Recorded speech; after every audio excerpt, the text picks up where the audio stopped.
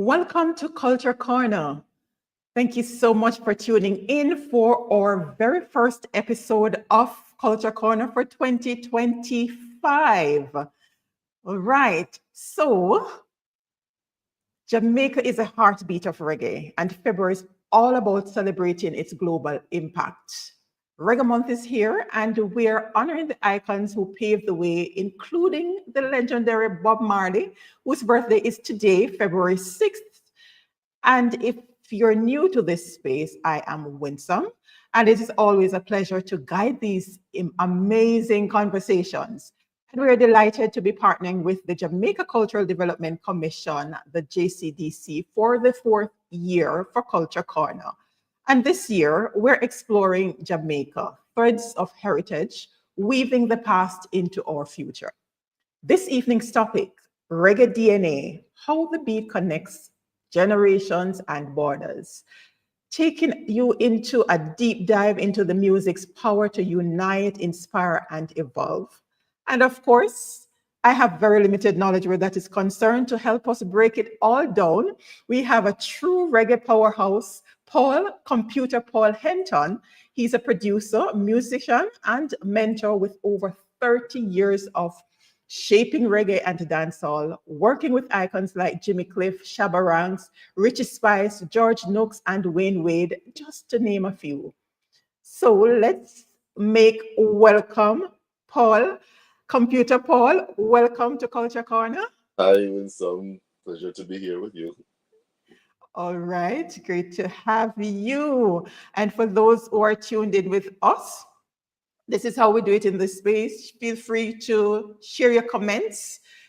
Tune in on the conversation in the comment section. And we'll have a Q&A segment. So if you need to engage with Paul, this is your opportunity to do so. So we're connecting you with the experts. All right. All right. So let's get into it. So you've worked with legends, produced timeless hits, and nurtured young talent. But before we dive into reggae's evolution, let's start with its roots and legacy. I like to say, let's start from the foundation.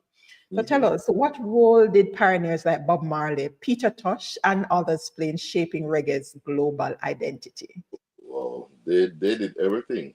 Everything. I mean, they were the inspiration for us as the second generation, because I'd probably call us the second generation of Jamaican reggae musicians coming up.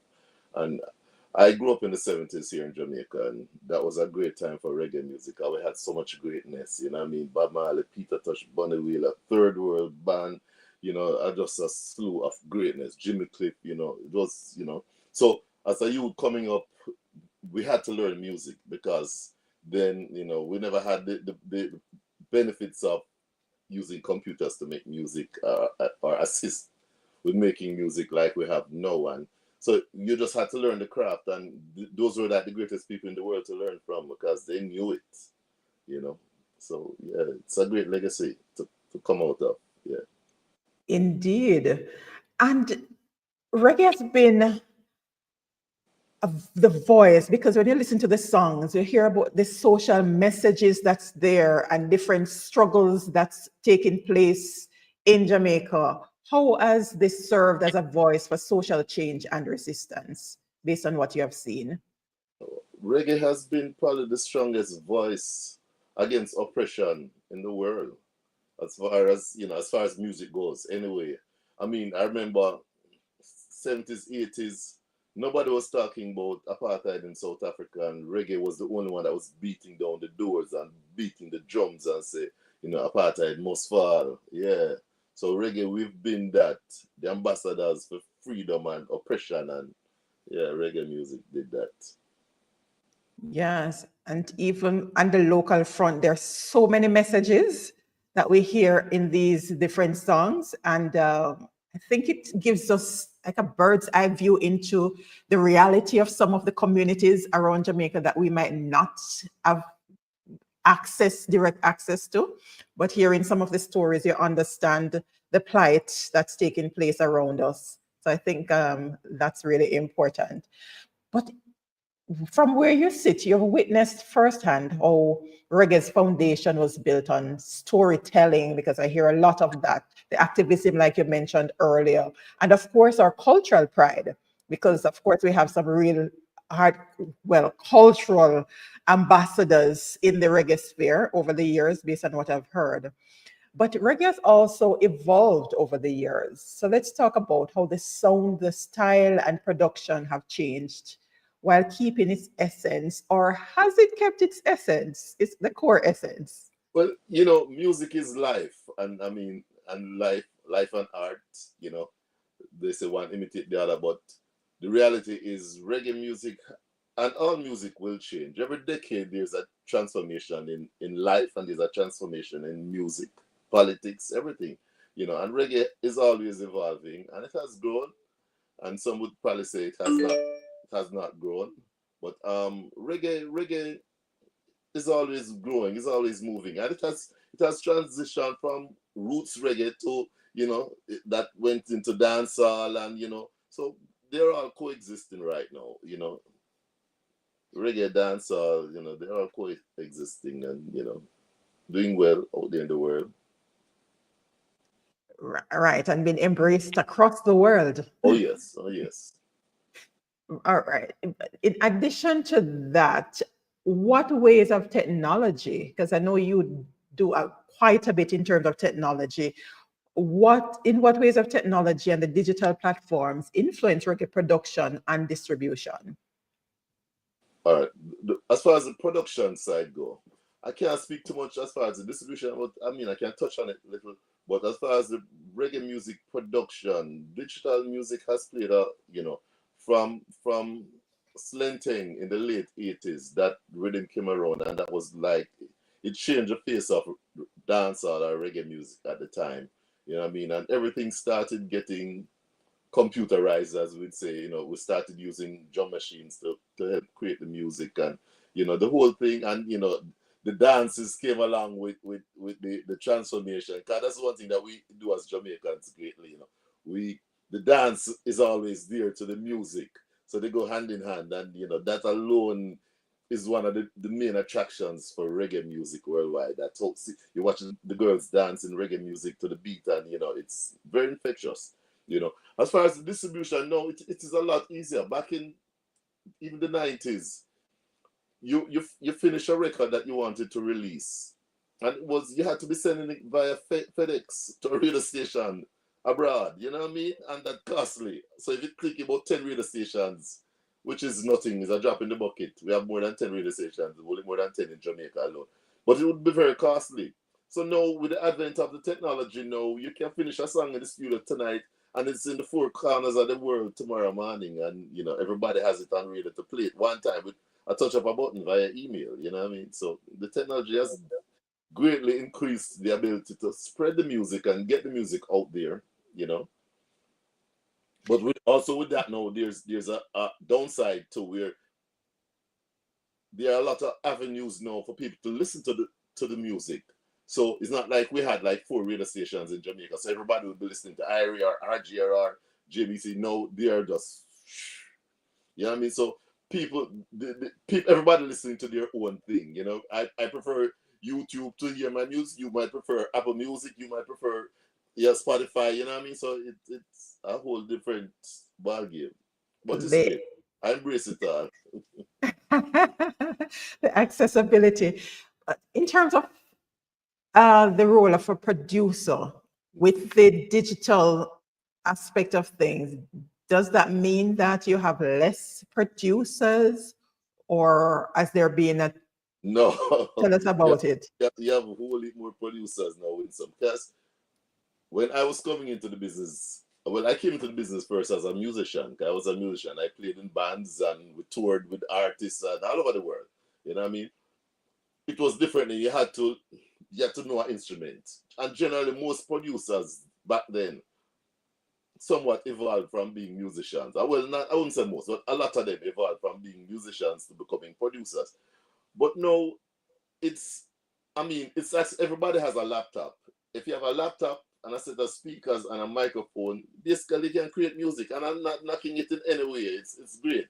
So everybody can compose now. You know what I mean? Everybody can make music, and it's great. And the accessibility is out there. You know, you can get samples and loops and buy stuff and put it together quickly. You don't have to be a musician that's been 20 and 30 years like me, other musicians, learning the craft. You can just make a beat.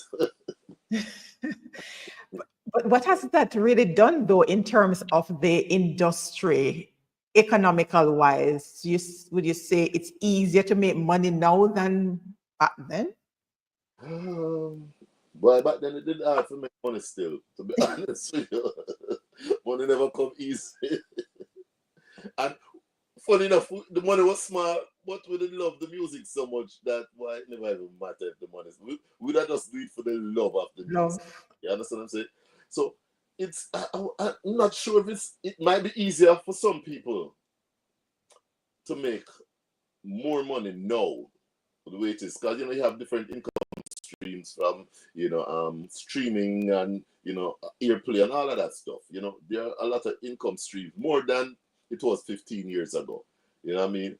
And what I like is that the youths them embracing the education of the music, in that they want to learn how can I make money? How can I, you know what I mean? It's not like one time you just say, well, they're artists and whatever happen, and if we make a money, we make a money. No, it's not like that. The youth them sit down with them business plan and them plan in 5 years that I want to make X amount of money, and you know what I mean? And if you're not talking business with them, they're not interested in working. They're not interested. Yeah.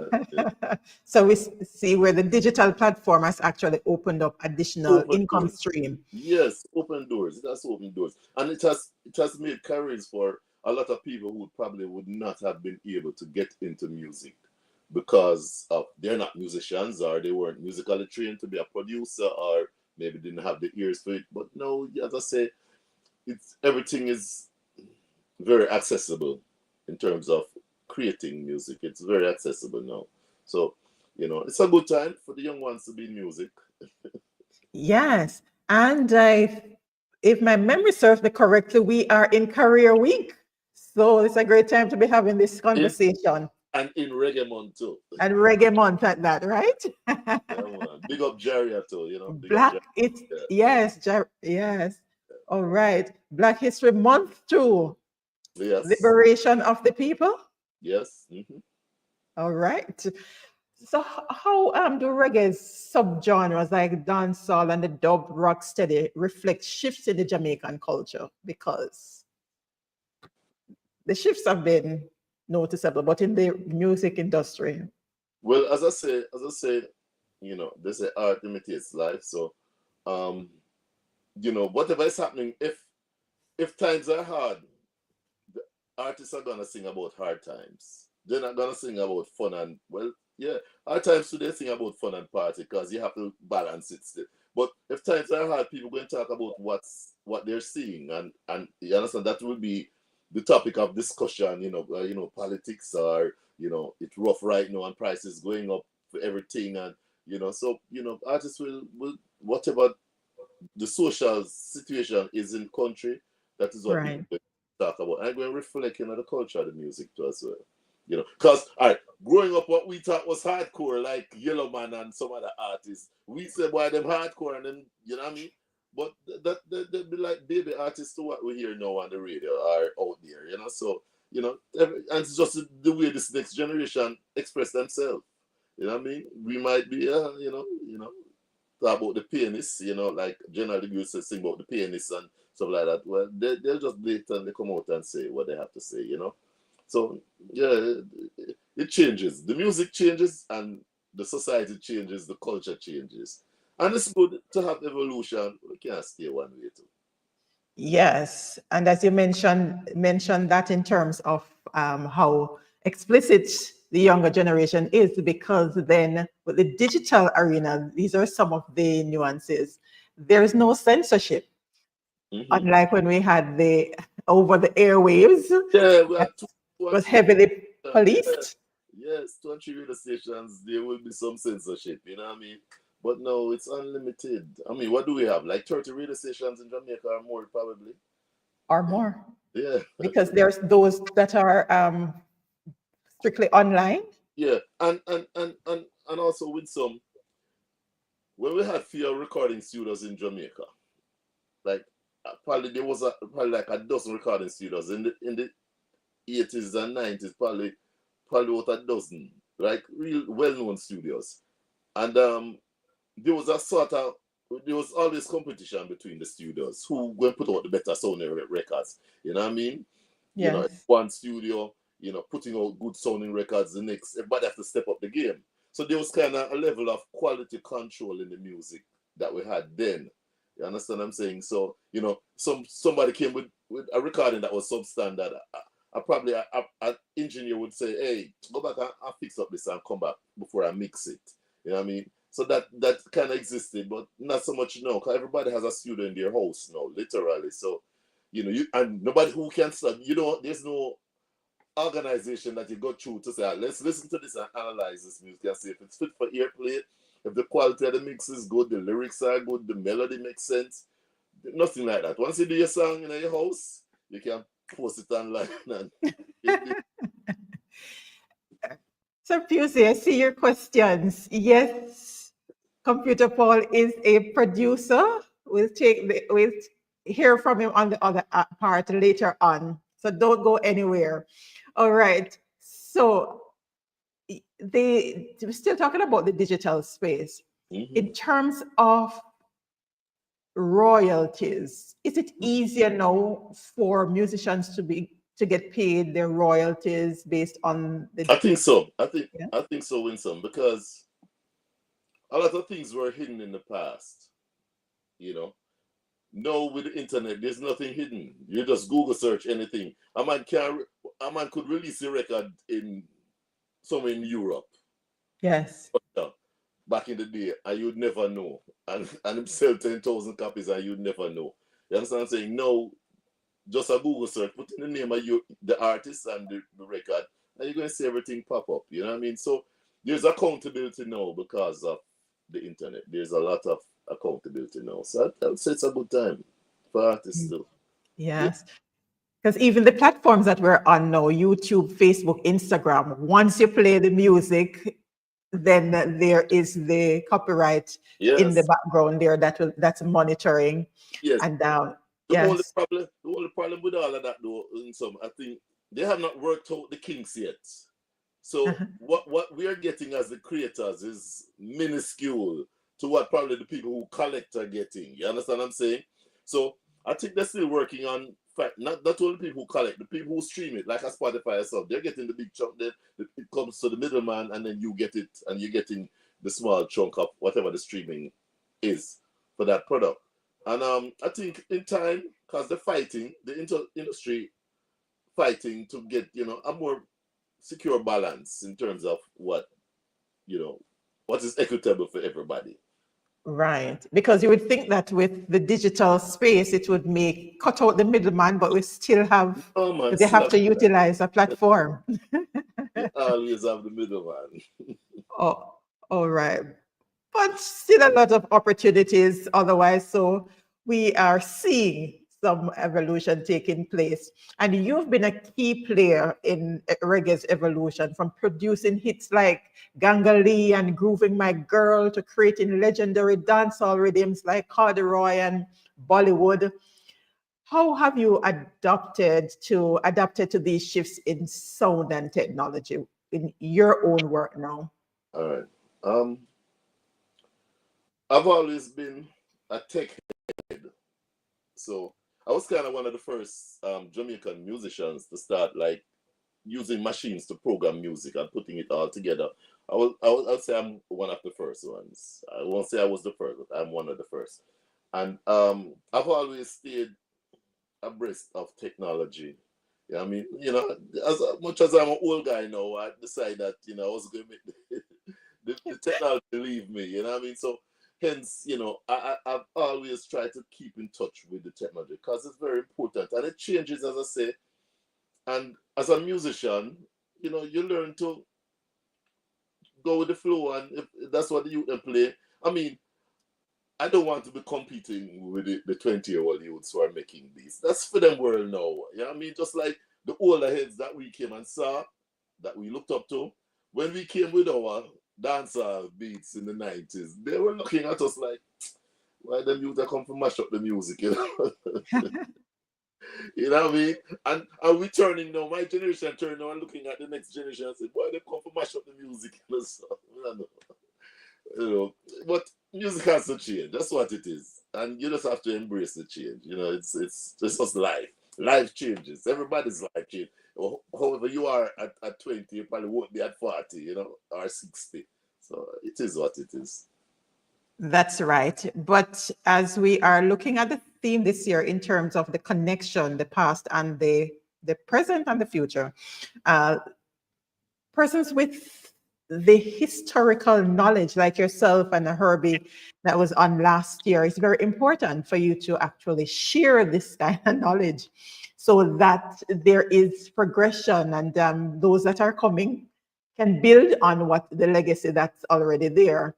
So it's very important that we make note of that. So while reggae has evolved in many ways, its influence has stretched far beyond Jamaica because we see so many other nations now that they, I believe, in some respect, they might be embracing reggae more than More us than as us, too. Jamaicans. More than us, yeah. Right. More So than let's us. explore reggae's global reach and how it connects cultures worldwide. Uh, let's start with the factors that have contributed to reggae's worldwide appeal. Via Japan and all those other countries. Embrace it. Yes. All right. For one, reggae different. Reggae is one of the music will sound easy, like it now go on with nothing. But try to play it if you're not a Jamaican and you see how easy reggae music is not. Yeah, you know, a lot of people, I've seen a lot of Americans and different countries struggle with reggae. You know what I mean? I went to Japan 1985 as a youth still, you know, playing the first reggae Japan splash I was held 1985. And I remember seeing Japanese people standing in the rain. Halfway through the concert, rain started to fall and they stood up. I don't know where umbrellas came from all of a sudden, but a lot of them had umbrellas. There were others who just stood in the rain and got soaked just taking this music. That was the first real reggae concert, major reggae concert that happened in Japan. And you know, that alone told me something. And then I could see how the Japanese people embraced reggae music and reggae artists, like even more than they were embracing their own music. So I knew that there was something special about it. And the special thing to me about reggae music, that reggae music is realness, reggae music is truth, reggae music is not it not have on makeup and a wig and no, it does It's a it is real what deal. yeah, it is what it is. No prettiness, it is what it is. And people connect with that realness, you know what I mean? People connect if it real and sound real and feel real.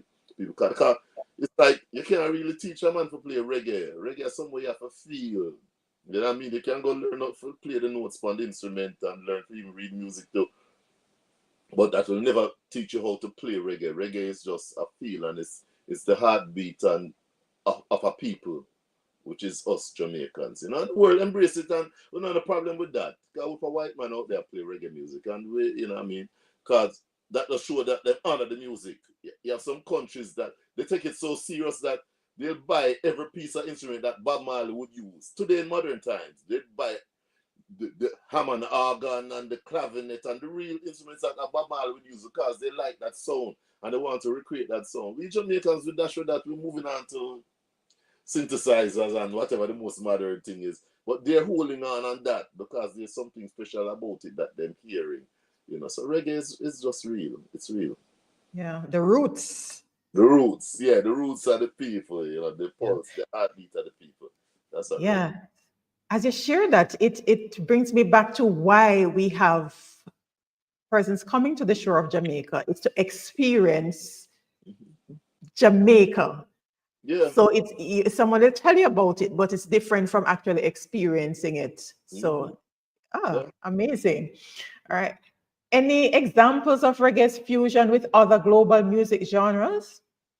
Well, reggae has fused with everything. Cause reggae is that one music that it's like water. You can pour it and mix it in. Fluid. Yeah. reggae is very fluid as an art form. You can mix reggae with jazz, with rock and roll, with blues, with R&B, with pop. Reggae can be fused with anything. That is what makes reggae so great. And you know, what I mean, they foreigners usually amazed that how reggae musicians can just blend different genres together on music with reggae music. Yeah. So yeah, a lot of examples out there of people who embracing the reggae, and some. I mean, to me, Afrobeat is an offspring of reggaeton. Is an offspring of reggae and dancehall too. So you know what I mean. I mean, a lot of people probably won't acknowledge it, but it is what it is. And that's the thing, when you have something really great, you got to share it. Yeah. Yeah. And they say imitation is the greatest flattery. So if they're trying to imitate and copy our music, that means there's something special about reggae music. And I love reggae music. I love reggae is the greatest music on earth, and I say that with no apology. As well as Jamaica too. I feel the same way about Jamaica still. So. Yeah, because reggae finds its way, as I said earlier, in just about every genre, whether it's gospel, Mm-hmm. R&B, whatever it is, there is a little tinge there. And Yep. yes, even with some of the high school musicals, when they are doing their dance pieces and so on, you realize that they, to set themselves apart, they Mm-hmm. take on some element of reggae to separate it. Right. So amazing. So, with reggae's global influence, it's also important to look ahead, because as we pull our young people in, how can young artists honor reggae's heritage while bringing fresh perspectives? We can share some current. Um, we're kind of suffering a little from that, where the younger Mm, generation don't really care too much about the reggae music, and it's really sad because the world really still embraces reggae music. I mean, when I found out recently that probably one of the more popular Jamaican artists in South America was Brushy One String, it just tell me a lot that we have we're giving up something that was already established and already through the door. I mean, reinventing the wheel, so to speak, which every generation will come and try to do that. You know what I mean? But we mm. can't throw the old one. We could hold on the old one and forge ahead with whatever is new and exciting for the youths. Let's do that, but let's not throw the existing reggae music as it is. And we the youths, them, there's a disconnect.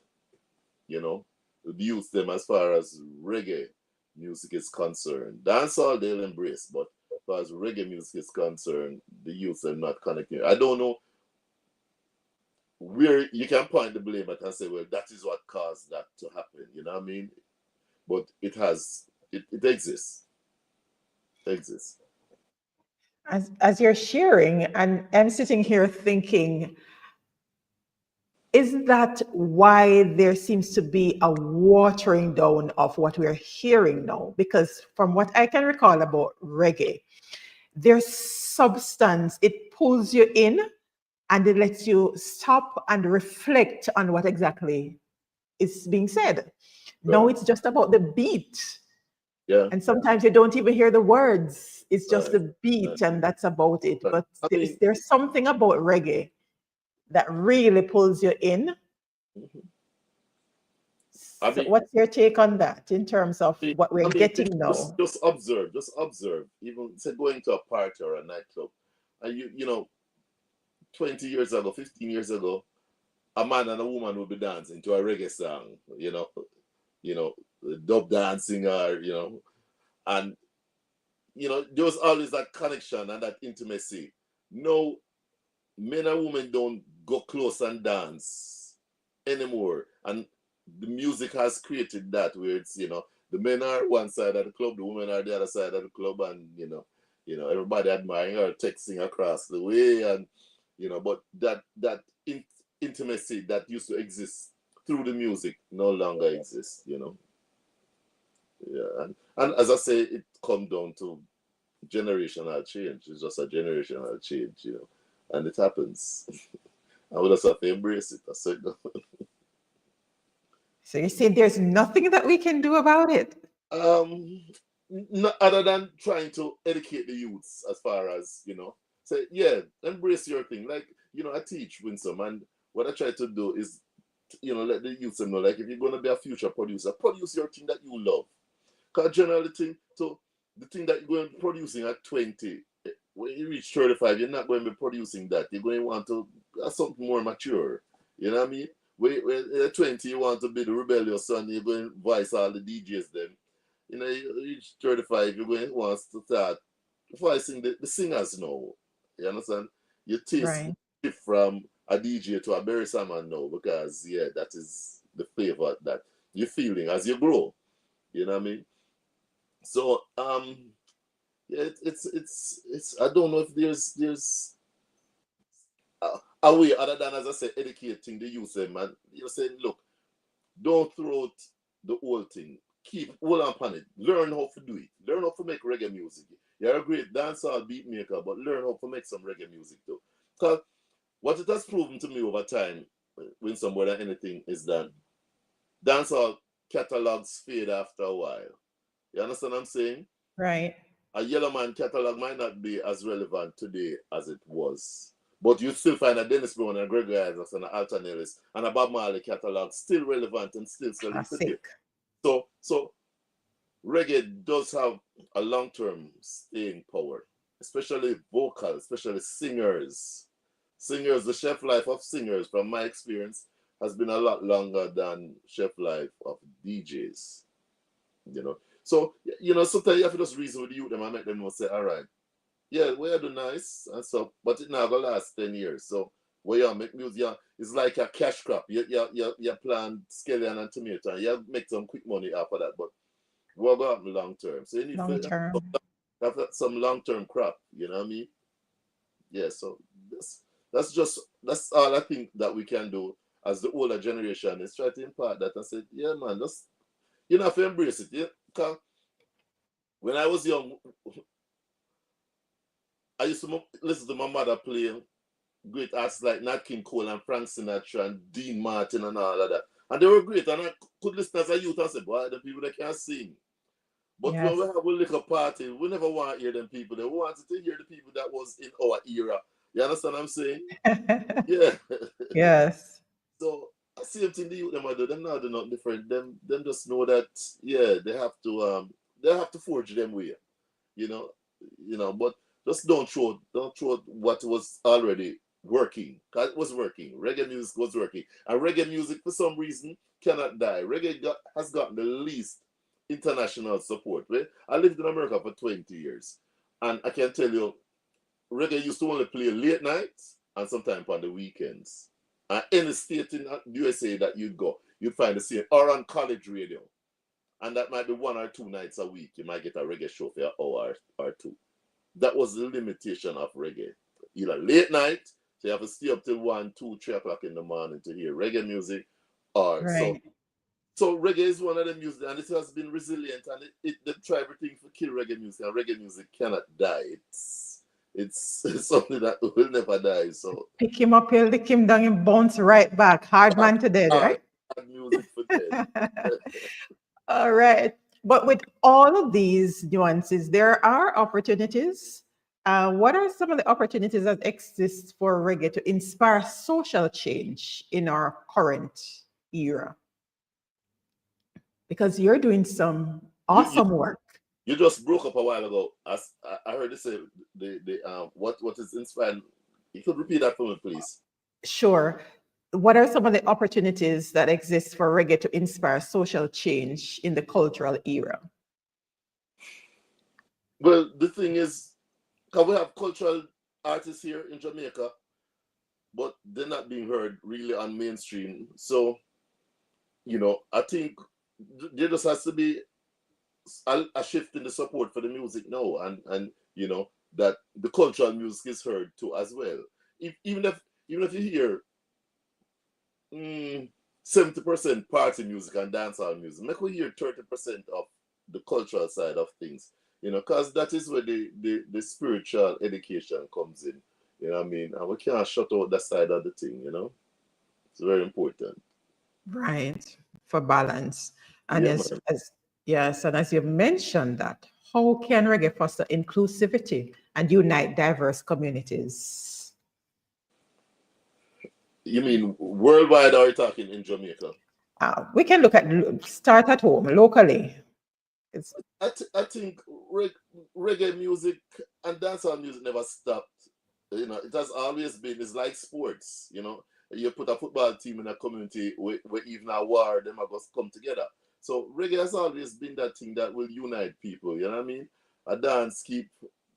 Sometimes even warring factors who want to go. If the favorite artists appear at that stage or at that dance, them are going to be there. So I don't think reggae ever ceased unifying people. You know what I mean? I don't think it has ever stopped. And you go a rebel saluter, so you see that all kind of people come there and enjoy the roots and culture of Jamaican music. So all right. So before I go to my next question, let me take one from the live audience. So Fusey has been waiting for a while to hear about how you got started along your musical journey. well, I started as a musician, and my mother played the piano, so from primary school she was a teacher as well, so she'd play the piano at the school in the function or whatever. She'd play the piano. So, and I was always drawn. I'd be always standing by the piano watching her play, and I was always fascinated by it. Went to Kingston College, no musical ability or nothing, but there was one piano in the school, and it was in the chapel or the church at KC, and everybody who was everybody, and we had great musicians there at the time too, some great names, and everybody would play it like during the break time or whatever. You don't want the headmaster to come catch you playing that piano, because that is like desecrating the chapel, as he would say. And but me, as a little man who want to learn now, you wait till the grades probably 5 minutes before lunchtime up. You get a chance to go bang two cards and see what they were doing. And the love just grew from that. And I did my first studio session at age 16 with an artist called Fred Locks. Big up Fred Locks every time. He took me as a little youth to a studio at 16-year-old. I did my first recording, and that was it. And I just never looked back. I was just fascinated with being in the studio. I'm in my studio now, but I was fascinated with being in the studio and just observing the process and just being a part of it. That 5 musicians can go in a studio with nothing and then come out with something that will last forever, and people will always listen to it and to uplift them spirit. And so it was just a great feeling. And then I started performing, like touring as a musician, because initially I played bass, for many years. And I started touring, and there's such a exalted feeling of performing for people, and people cheering you on when you're playing, and so I just fell in love with it. But as a musician, you get to that point where, all right, you can't keep touring for the rest of your life. Touring life is very hectic. So and I was drawn to always wanting to compose and put my music together. And I came up in a time when there was no computers. The first time I saw computers when I went to Japan in 1985. That's the first time I saw somebody using a computer to make music. And that was the day that I literally became Computer Paul, because I was like, that is what I want to do. I want to get a computer and learn how to program a computer and make music using a computer. And that's what I did. And hence I got the name through another artist called Winsome Jones. He gave me the name Computer Paul. And that's been it. And, so my growth was musician, producer, that was it. That's how I became a producer, for the person asking the question. All right, amazing. And this one next, nice follow-up. Did you know that Grooving My Girl was a hit the moment you produced it? No, well, I didn't produce Grooving My Girl. I played the track for Grooving My Oh, Girl. the track, okay. I played all instruments on that record, yeah. And that kind of came about accidentally still, because I was actually at Tough Down Studios doing another session and was finished and packing up my stuff to leave. And the producer for that song came in and said, boy, Paul, the musician, didn't show up who was supposed to do the track. Can I do the track for him? That's the first time I saw Richie Spice. Richie Spice was a young youth. All I just knew this was supposed to be Pliers from Shakademus and Pliers. That was his little brother. A nervous little kid come in the studio and thing. And he started singing. I was like, whoa, this little youth have an amazing voice. And that recording took, I don't think it took me 30 minutes to make that recording. And I forgot about that song. Never remembered it. I think they said that song took 5 years. We call it Jamaica Bus. You know what I mean? We say, yeah, it took 5 years.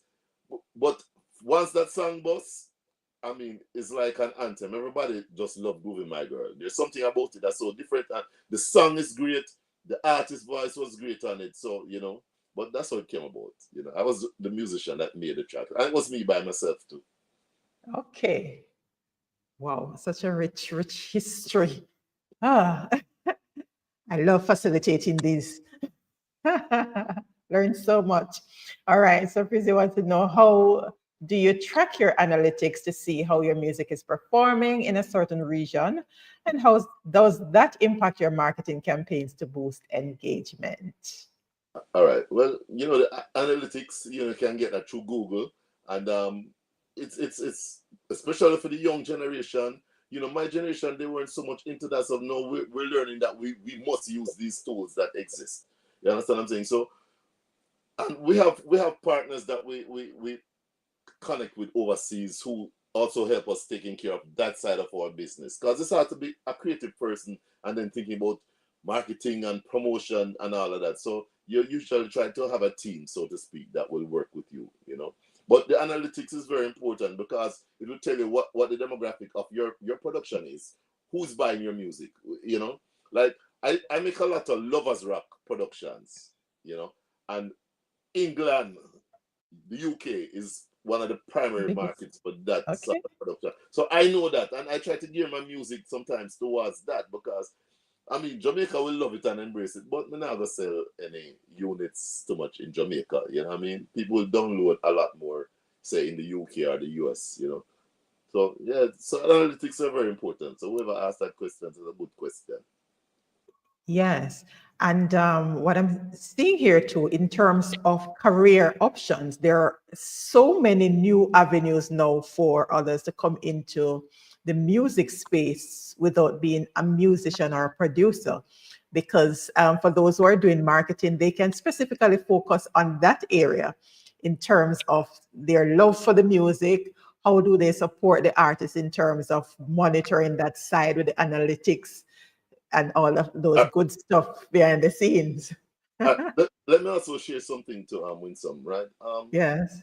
A lot of times everybody's focused on being a artist or a producer. If you um question 9 out of 10 kids, you know, who want to come into music, they say I either want to be an artist or I want to be a producer.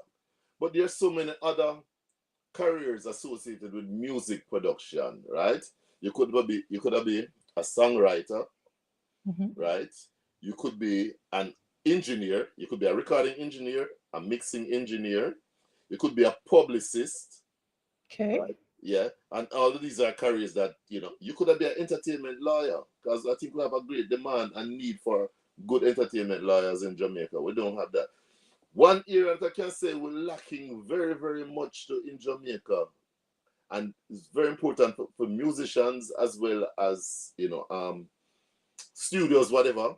We don't have too many people doing repairs. If my mixing board in my studio break down, there's very few people you can turn to and say, come on, if I have a keyboard that is malfunctioning, there's very few people that you can turn to and say, I need this repair. So nobody is even thinking along that line. And there's a huge market for it in Jamaica. You know what I mean? So we don't have to be one dimensional and just focus on being an artist or a producer. There are other careers in music that, you know, you can make a good living off of.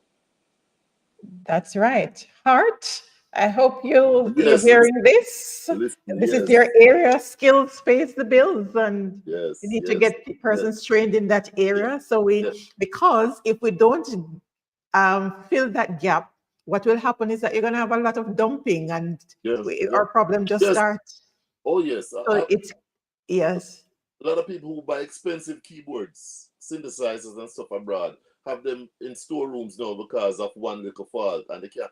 And it's such a hassle to get abroad and then bring it back in with customs and so It's cheaper to get a new one. it's not just cheaper to get a new one, so we have that need. There's that need. So I'm reaching out through this program to say, hey, we need some technicians in Jamaican reggae music industry. Yeah, we do need that.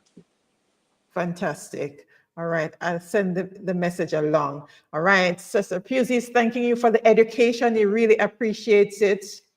Yeah. Okay, Mr. Pusey. Do you believe that the industry has gatekeepers? Good one. I think every industry has gatekeepers. What the question is, will you allow the gatekeepers to stop you? And if they're keeping the gate, maybe you need to jump the fence. You know what I mean? So, and that's a nice diplomatic answer. I just gave a while ago.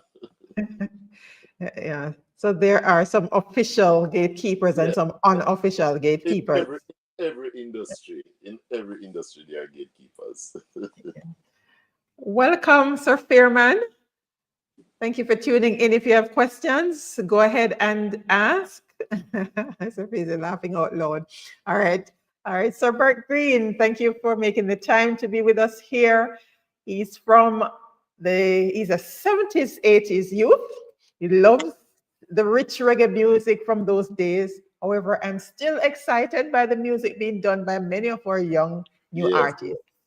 Just as you were saying earlier, Jamaican music has great times ahead. Great times ahead. And I mean, if we listen even lyrically to what we were doing from, say, Daddy Uri, come down the line, we have grown so much. They were talking like ABC, and they use them now up to XYZ. You can hear the level of intelligence and thought and all of that. So I applaud the youth. All me I say to the youth then is, don't stop doing what you're doing, but put some reggae music in it. Because them say, always say, you have to dance here before you dance abroad. And trap already is an established art form from US. So we conquer them playing trap beats. So we have to hold on for dancehall, man, and make a new version of the dancehall that is not trap. You know what I mean? Yeah. So we don't want to get into that trap anyway. Because what you're saying is basically what has happened with the Afrobeat, because it's just the reggae that they took and made it their own. Yeah, they took the dancehall and made it their own. Yes, no doubt. Yeah. Right. So, and I'm sure we have some really creative young people among us. Oh, yes. And I would love to hear what their version of reggae sounds like before our time is over. Yeah, man. And I will always have to embrace the youths them and support the youths them. Even when we don't agree. Because our parents never agree with everything what we are doing. You know what I mean? When we used to wear afros and big barefoot pants, they're like, what's that? You know what I mean? But till we go to school. So, it's like every generation talk a different language. And you just have to either learn, you're not going to understand what them I say, or you're going to try to learn them language and just work with them. So you go. And meet them there, and in terms of providing the guidance, because some of them are really open to receiving the guidance, because some are doing what they're doing because it's a means to an end. Yeah. But if they get the opportunity where they get the mentorship, the guidance to help them to put some substance into it, I'm sure they'll be open to that as well. What I see happening in the industry is that there's a disconnect between the youth them and the elders, like myself, where to the youth them I say the elders now really show them no love and no respect. For try to connect with them and to understand them. And the elders I say, boy, the youth them not rate them, and the youth them not have no respect for them, because the youth them now come to them and say, so Father, oh, you do this, you understand? So there's just a disconnect. But once we come together and realize, hey, this same mission is just to keep Jamaican music great. You understand what I say? We come together with that mission in mind, say, let's keep Jamaican music great, whatever it is. You know what I mean? And as I say again, I teach the young ones and I try to impart to them, say, don't drop the bar, don't drop the standards, just keep the standards the way it was, where you see greatness. You know what I mean? I remember during the 90s, you had so many collaborations going on between R&B or hip-hop artists with Jamaican artists. Yeah, that for some reason, the 90s was just a great time. You know what I mean? And you don't see too much of that happening now. You know what I mean? And yet, dancehall music is ever so popular now, but you don't see that much of that, collaboration going on between the genres, And maybe it could have something to do with the fact that we're putting trap beats, we're using their kind of beats to make our music, which they already have that over there. So maybe if we're just doing our thing, we had our dancehall in the 90s, they were like, well, that sounds different. And So there was yeah, opportunity for fusion. yes, the appeal, but you can't fuse with something where you already have. You already have trap, so you get fuse. You know what I mean? Uh, Sometimes they like the accent that Jamaicans have, so sometimes they just want the accent, and it's fine. You know what I mean? But our music too great for a copy or follow anybody. I mean, we've taken elements of other people's music from scare come down. We've taken elements of other people, but we always made it our own. We always made reggae music special as a Jamaican art form, and I think we should continue to do that. yes. So music, as they come into buzzing questions coming. Before we go to the next question, as you mentioned, in terms of the gap between the more seasoned musicians and the younger generation, what can organizations like Jariah and others do to help bridge that gap? Mm-hmm. Yeah, I think they have tried. I think they have tried, are trying to. Um, you know, Jaria, I think also their mission really was to really the industry. It was about Jamaican reggae industry. That's what it was found about. So, and Jamaica reggae industry consists of the older heads from ska come right down to dancehall Right. today. So we can't exclude anybody. I mean, everybody should be playing a role in it. I think that is one of the significant reasons why Jaria went up in the first place. Also, say if we could unite, the old with the young. But we can't show the old still, because the old still have, you know, Yes. and they still have a lot of knowledge up here for To pass. pass on. Yeah. And yes, and they're open to sharing as Oh yeah. well. Somebody Yes. once told me, one of the hardest things about being old is that you have the answers to all the questions, but nobody asks you Nobody a to question. asking. But I see the Ministry of Labor and Social Security doing some work in terms of helping to bridge that gap. So maybe that's an avenue there Yeah. where we can do some additional work, not Yes. just in other areas, but in terms of the music as well, Right. because we want to keep, if we're going to really keep the substance alive when it comes onto our culture or heritage, we Mm-hmm. have to make it a part of every area of what we do, not just the culture ministry, because Mm-hmm. culture is a part of everything that we do. So Yeah. all the ministries really should Oh yes. embrace it, and right, in terms of carrying it forward. All right. Would you say there is a formula for a hit song, or would you say marketing strategies has the ability to even trump a not so good production? All right. There's no real formula for a hit song. If that was the case, all the people who ever made a hit song would be still making hit songs. You know what I mean? You know what I mean? So there's no formula for hit song. Some people say, oh yeah, this artist or this musician have the formula. But a lot of times it's luck. A lot of times it's luck. I mean, all these hits that I've made in my career, when I was making them, I never thought they were nothing special. It was just me just a work. I'm working, I'm just I try to do the best work that I could do. But it's not like you left the studio like thinking, oh, that is a hit song. But the other part of what this person said, that a not so good production with proper marketing can. I've heard many hit songs in my life that the first time I heard them I was like, that's mediocre. You understand what I'm saying? But if you hear it repeatedly on the radio, you're going to start sing along. And once you start singing along, that is it. It becomes Yes. a hit.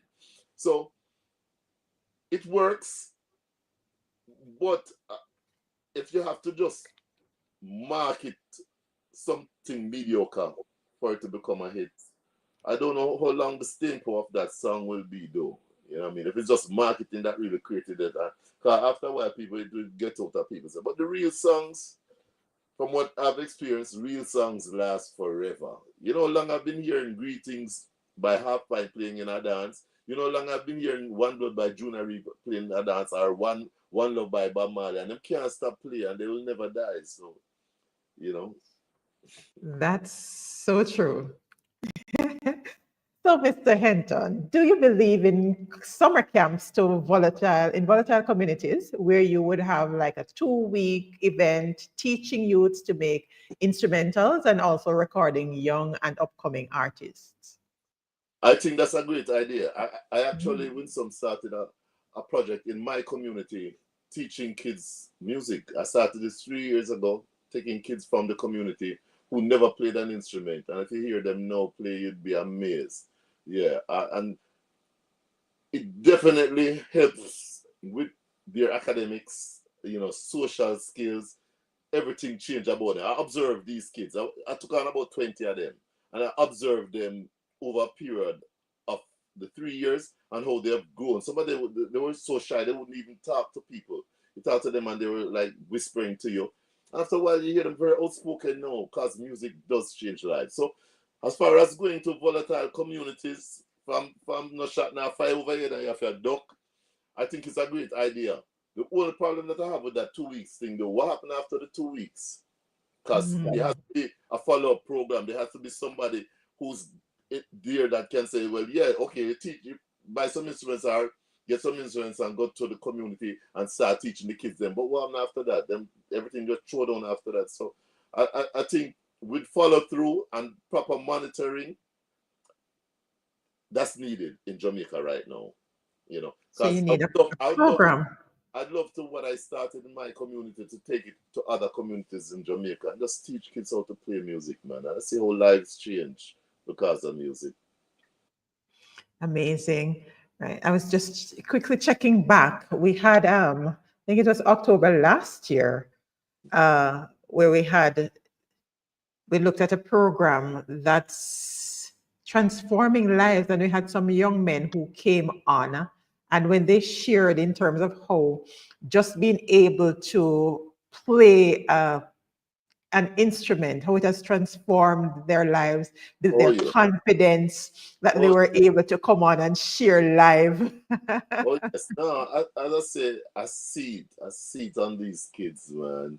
And I see this, and I teach them old music. Cause the old music have the standards and the classics. They have something in it musically. So it's like food for the soul. But I see, and these kids are playing songs that most of the time they never heard. They never heard before. You know what I mean? But once I introduce them and they realize, wow, that is beautiful. And when they hear themselves playing along together, it's just, it's magical and musical. Amazing stuff. Yes, Yard Empire is with Terry Salmon. She takes these young boys. She focuses on boys from the inner city, that she takes them, and some of them never knew that they had any inclination to play music. Wow. And once they get into it, it builds their confidence. So it's like they take on a new persona. One Oh, of yes. them, Oh, yes. yes, enrolled in Edna Manley. Yeah. So amazing stuff. Big up Teresa, man, for that. Terry, Yes. So, yeah. Sir Pusey, that's something that can definitely look into. But as Paul is saying, it has to be a program similar to what Terry has, Yes. that's sustained, because what you So, find is that yeah. especially the young men, they want to know. So after the 2 weeks or the 2 months, what happened after? Yep. Right. Yeah. Yeah. And I don't know if that's something that a JCDC could get involved with or the Ministry of Culture, whatever. But it can work because, as I say, I see, and 3 years is a relatively short time for kids to learn to play an instrument, and I see where it works. You know what I mean? So if one of those organizations can get involved with it and monitor it, and see that, because there are a lot of young people who are leaving Edna Manley who don't have a job, who would love something to do, if it's even until they find an official job, that they could be mentoring some young kids once a week, possibly, to play music. It's there, and it's the greatest joy for me. It means a lot more to me than even winning a Grammy or you get another platform or what, just to see the joy of kids' face when you teach them to play an instrument, you know. Amazing. Amazing. Awesome. Awesome work. All right. So we're at the 1 hour mark. But before we wrap up this amazing conversation that has truly reinforced how reggae continues to inspire, unite, and evolve, what's your final thoughts to share, insight to leave with our young people as it relates to how we carry reggae music forward? All I can say to the youth them again, and I said it already in this conversation, is keep doing what you're doing. Forge ahead, keep forging ahead. But whatever it is that you're doing, try to maintain a level of originality as far as our Jamaican culture is concerned. Don't dash out what we have here as our culture in terms of music creation. One, and two, don't throw away the past. Don't throw away the legacy, because you're going to go some places in the world where people can't even speak English, but then we tell you Bob Marley. You understand? So Yes. when you see that, you see how significant it is that we embrace and hold on that. Because dancehall music is growing rapidly, but it's still not reach that's yet where reggae music was in the 70s, 80s, and part of the 90s. It don't reach us yet. So I want us to bring it back to this. So. All right, amazing. So, all right, so Pusey is sharing that's true. I support sustainable development. Maybe even JSIF can help fund the programs like these. That's an opportunity to Totally agree. Yeah. Yes, get the proposal done. Anybody who's interested in that can definitely contact me. And I do have a website which is computerpaulreggae.com. So you can find me there. You can find my contact information there. So you know what I mean.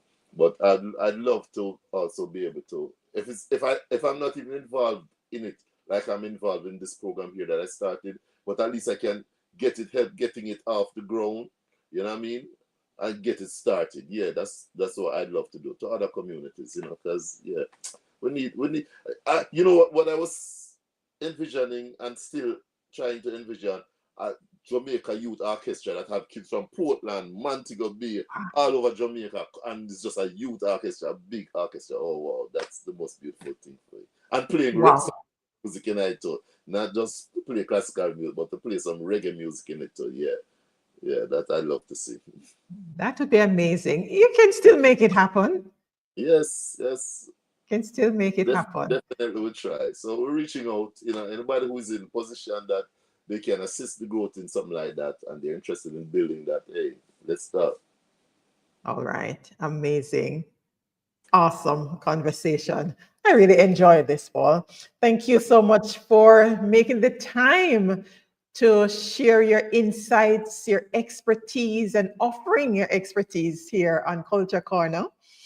And let me thank Mr. Pusey and Sir Bert Green for keeping the comments going. Sir Pusey, thank you for those questions. You really came to class, and Teacher Paul was all too willing to impart his wisdom. Right, so I want to pick up my friend, Miss Avery Cooks Campbell from JCDC. You know, she, as I say, you know, when she called me after us come running, you know. Yes, and thank you for your work there at JCDC as an adjudicator, because I know that's very important for the competitions each year. I've been associated with them for probably over 20 years now, JCDC. So yeah, we have a long history. So, you know, and yeah, anything to give back to my country, Jamaica, that is me. I'm Jamaica Tetes. Awesome. We thank you again, and thanks to our viewers, whether you're here with us live or you're watching the replay. Thank you so much. Reggae is more than music. It's our story as Jamaicans, our resistance as a people, and our connection to the world. As you've heard, there's so many countries that are embracing reggae.